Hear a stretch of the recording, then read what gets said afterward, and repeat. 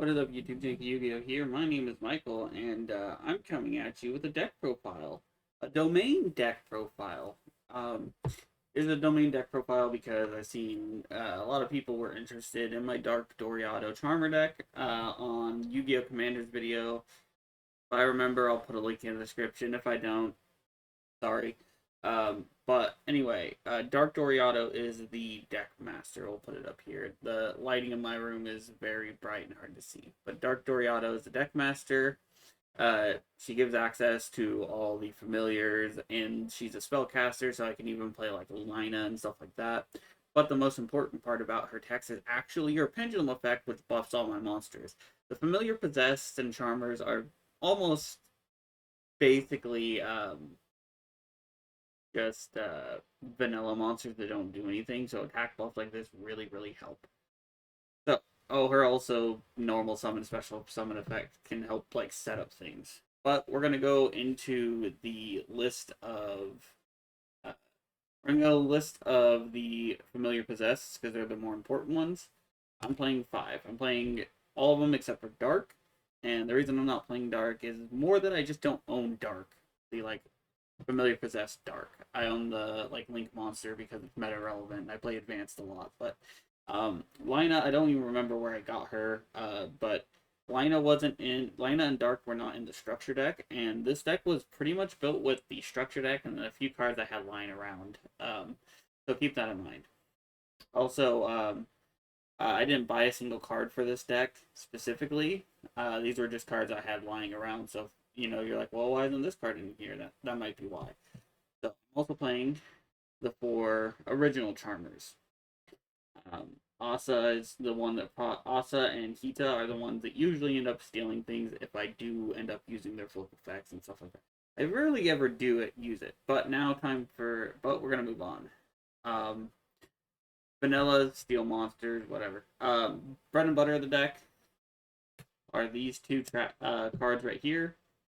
These are where your value engine comes in, and that's the most important thing about this deck. It's a stay low, keep a low profile value deck that you're supposed to sit here and grind out advantage until you find answers and stuff like that to answer like certain boards and stuff like that. It's not like a big flashy combo deck, but there are like small combos and synergies you can do that are really cool. And I kind of pulled them off in the video. So yeah, there are ways to search these two, and there are multiple ways to search these cards. Very good. This one says your Charmers can't be destroyed by battle. This makes your Link monsters, in combination with these two, your Link monster cannot be destroyed by battle or card effect, and they gain a lot of attack points, especially with Awakening of the Possessed and Dark Doriado. Your monsters get like these 4, for example, get 500 per attribute on the field. So it's really powerful. And then this turns all your monsters into these and everything into more familiar possessed cards. And yeah, it just floats, and it's really powerful, and it builds up the advantage engine. There's a couple more cards for the familiar possessed charmer engine that I'm playing, which are the spiritual arts, but I'm only playing 2. I'm playing water because it rips a card out of the hand. It can be really relevant if they like search a card. That's when you want to use it. You don't want to just ever blind fire it. And then the wind art. The wind art is just removal, and it comes in handy sometimes. Spirit Charmers searches. It's gonna be mainly used to search out these 2 if you don't already have them. If you have one of these, you're gonna search out and not the other one. You're gonna search out the one that you're missing and possess partnership. And if you already have these 3 spells and traps, you can discard either possess partnership or a card that doesn't matter with Spirit Charmers to get like Asa and like the relevant attributes for probably the flip ones more likely if you're using Spirit Charmers. Oh, and this is Monster Reborn and Pop, and it brings back these cards if they get destroyed. It's really good. This is okay. You could take this out if you want. it's in there for flavor reasons, but also because like it kind of comes up where it negates the first thing, and it can couple back one of the charmers that you don't want to have in your hand at the moment for one of your familiars. Pretty much what's it. Also, the spiritual arts. If you find something better that you want to play, these can be cards that can be cut. They're not like super important to the deck. They're just more search targets for the big familiars. So we're playing one of each of the little ones. They all summon themselves. They all can summon themselves for free if you control a spellcaster, and they all have an effect that either involves destroying cards or when they're destroyed they do something, which synergizes really well with the continuous trap card called Unpossessed that we went over. Our continuous trap right here synergizes very well with it. This card pops a card on your opponent's end phase to summon itself, which will trigger this. This card can float and destroy, which will trigger this. This one brings one of these backs, which, if it's destroyed, will trigger this to float. Very good card. Unpossessed is great. These are great, and they allow you to do like cool, flashy, explosive turns. We're playing each of these, and we'll go into this one's the best one because it revives a guy. The second best one, in my honest opinion, is this, because this just says you draw a card, but everyone else has to discard a card at random, or send a card at random. It's important. You send a card at random. The water one sends a card at random and then draws a card. This is non-targeting bounce, and this is non-targeting burn. If these cards are sent from field to graveyard, you get to add their either corresponding element spiritual art. So these would add like the water or the wind one, which are the ones I'm playing, or they add the possessed spell or traps, which gets you the continuous spell card that is important to the deck and the continuous trap card. But yeah, these can also get you to other things. You can link these off for like the link monsters and get the search that way. All right, time for the spellbook engine, because spellbooks are my favorite deck of all time. I play them in every spellcaster domain deck because I think it's just a good enough engine, and there's enough generic spellcaster support and like spell counter support to warrant them. So of course we got the blue boy, we got the secrets for searching, master to copy secrets or knowledge or eternity. Spellbook of Fate is just non-targeting removal, and it came up in our game, in Jesse's game. So very good. And then this is recycling, and kind of recycles your spell books, gives you an extra draw per turn. So yeah, just a value engine. That's what this is here for. Also, if you don't know what spellbook of eternity gets, it gets one of your banished spellbooks back, so it synergizes with Fate. Okay, now we have the performance package. It's very small. I'm just playing the three ones that saw meta relevant play back in 2015. Out of all these cards, this one, Hat Tricker, is the most relevant because it's an Earth. It's a level 4.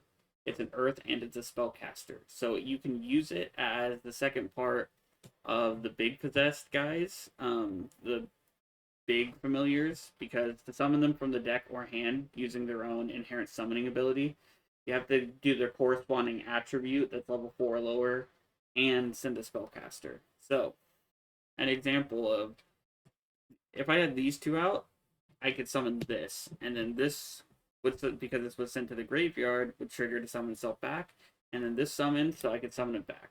And it's just 3 free materials with like these cards in particular. But this being an Earth and a free special summon is the main purpose of it. The Damage Juggler not only searches this card, but it also is a Battle Fader and it's closer to a Kribo. It's like a Kribo, so you can discard it so you don't take battle damage, or if they would like burn you out for game, you can discard it to negate that too. That's what that's there for. It utility card, value card, that's what the counts are. Now, for more value, Luna searches the familiar possessed. It also searches Snow and Sleeper. Now, Luna is a bounce effect, and in Domain, they can't play more than one copy, so it doesn't, you're always getting the bounce. Snow is just a very good card. Once the game goes long enough, she can keep summoning herself back. She can keep drawing your cards off your familiar possessed spell card and stuff like that, and she can keep booking and mooning stuff and making and staying you alive. Sleeper is a very underrated one, in my honest opinion. It's a flip monster. So if flipped face up, you summon any monster from your hand when it's flipped face up. You can. It's optional. When your opponent activates a normal spell or trap card, you can tribute another monster and it changes the monster to a Book of Moon. So if you had like Snow and Sleeper out, for example, and they go Dark Hole, and for whatever reason you don't want the board to be destroyed, you tribute it. Oh look, Dark Hole is now tribute the Snow. Now your Dark Hole. Now the Dark Hole is now Book of Moon, a worse Book of Moon because it's a spell card, and you made them use a thing. They don't have to target this one, but that's okay because you just blanked like a power spell. You could even do that for like their Pot of Greeds or their stuff like that. So that's the good thing about Sleeper for Domain format. Now we have the Kaiju package. I could be playing more Kaijus, but these are the ones I like found where they were really fast. Gandarla, Gamma Seal, and Radiant. Dogoran can be played in this deck too, and so can Sticky Strings. Those are the ones that can be played. They could be played in like, I don't know. You can play the other ones, Sticky Strings and Dogoran, if you want. It doesn't really matter. I just like having some Kaiju packages because there are combo players out there, and sometimes you just need to remove things. Ice Hand, Fire Hand. These can be replaced with other value cards or anything like that. Once again, these are cards I just had lying around. And I like hat format, so I threw them in. Sangan and Witch. Not much to say. They're value cards, and they share an attribute with Dark Doriado because they're both dark. And Witch is also a spellcaster. Witch is also very, very good, by the way.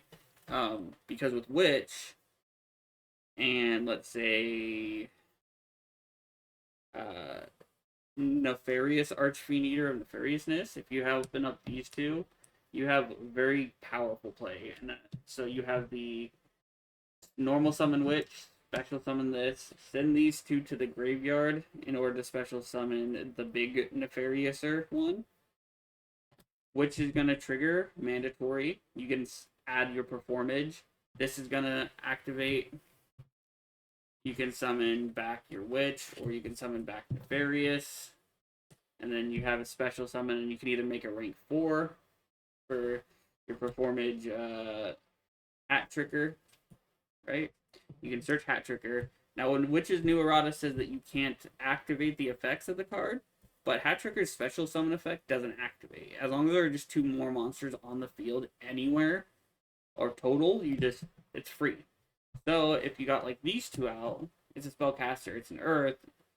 If we could play multiple, we could have this, but we can't. So instead, this gets you into a rank 4. So that's a cool benefit of Witch of the Black Forest. Sangan kind of also does the same thing, but Sangan's not a spellcaster. It's just a generic search. Veiler. I only have 1 hand trap, and it's Veiler, because it's a spellcaster, but 2, it does kind of come up sometimes, but it's a Magical Exemplar. This card's okay. Each time a spell card is activated, it gets 2 spell counters, and then you remove any number of spell counters on it to special summon a spellcaster whose level is equal to the removed ones. So, like, I believe in the game, I used it to revive, like, a level 4 earlier. So, yeah, it's pretty good. Aruru is the best Witchcrafter monster, bar none, for Domain. Alright, so Aruru, what it says is, when your opponent activates a card or effect that targets a spellcaster monster or targets it for attack, you can target one card your opponent controls or Witchcrafter spell in your graveyard, which there's not going to be anyone, but you can target, so you're always going to bounce an opponent's monster. You special summon it and bounce the opponent's monster, and then that's a hard once per turn, but during the opponent's standby phase, it comes back. because there's three other opponents, you can do this every single opponent's turn that they target your stuff and everything. So Ruru's really, really powerful for that regard. Now, we're going to go on to the spell cards. We'll get the powerful, like, band slash, like, old cards out of the way first. So we got the Raigeki, the Snatch Steal, the Pot of Greed, the Last Will, Premature Burial. These are the cards that are like just, you know, good staple, especially like Pot of Greed and Last Will and Premature Burial. Supply Squad, very, very good in this deck. Not only are you with this card, Unpossessed, and then the spell card, the spell card that's for the Familiar Possessed, you could see that like I was generating a ton of advantage and keeping into the game because of this and all those cards. Book of Eclipse to out like problematic boards and stuff like that. It doesn't out leak monsters, but that's fine. I'm playing Prohibition because I'm a jerk. You know, you get it out, you go first or out early enough. Someone has a problematic commander or something, or not commander, a deck master, and all that. You just play it and call their deck master, especially if their deck master is a starter, right? So like if their deck master is Snake Eye Ash, you just go, cool, I go first Snake Eye Ash. You can't play it.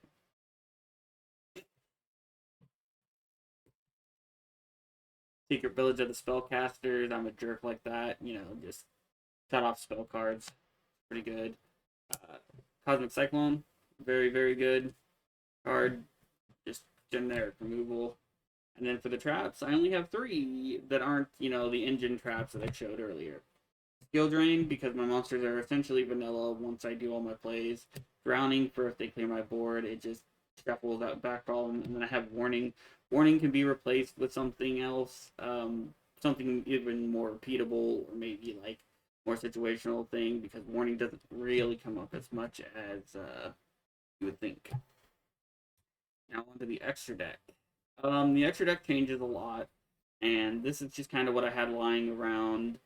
I'm pretty sure it was something similar to that game, to what I had in that game. It might not be exactly 1-to-1, but I will say sometimes I put Dweller in here, sometimes I don't, and I just kind of mix around the extra deck as I want to, because that's the beauty of having a very flexible deck master. Time Thief Redoer, because I think it's just a very good card. Phoenix to out problematic things. I am playing one of each of the Charmer Link monsters. So, yeah, all of them. Very good. Helps you, since this allows you to pretty much take anything out of anyone's grave, and the flexibility of having it is very nice. That's kind of what this whole like deal is. And Dark is probably the hardest one to summon. Then it's probably closer to like these two are like next. But yeah, Lina's not like the hardest to summon because there's the performages, like 2 of them are lights, and yeah, they're pretty easy. Castell just for outing problematic stuff. I don't have a ton of tuners. I think Valor is my only tuner. But like these 2 can be replaced. They're just kind of in here for filler. You could like play Dweller and Baguska in these places. In fact, I have in the past when I was playing in Domain, one of the Domain servers and stuff, or the Domain server, I should say. I actually made a Baguska on people, or I made a Dweller on people, and it like shut down one person, and then they finally added the Dwellers because of material. And then I made like Baguska, and it like shut those players down pretty hard. Not playing it, or don't have it in this extra deck, but yeah, these can be just Baguska and Dweller if you want. Baron's made an appearance in that game. It is hard to summon Baron. There's only like that one specific instance that it can be really summoned that was featured in the game. But I figured I'd throw it in here because it's banned, and it's the only deck it fits in right now. Same thing with Appaloosa. I don't have a wind deck. I don't really have a fairy deck for domain to throw it in, so it goes in Dark Doriado. And then because I have them in, Cowboy made an appearance to almost finish off James, or did. I don't remember how it actually happened. And the Cowboy in defense mode to burn for 800 did happen or try in that game for that exact reason, because I thought it was funny. And then I got Giant Hand because it's just a decent card. But yeah, that's my deck profile. For this deck, domain deck profiles do kind of take a long time, especially if you're not just like going card by card and just like not explaining them. I hope you enjoyed it. If it's your birthday today, happy birthday. Be sure to check out Yu-Gi-Oh! Commander's video on of me playing this deck. And of course, and as always, have a wonderful day.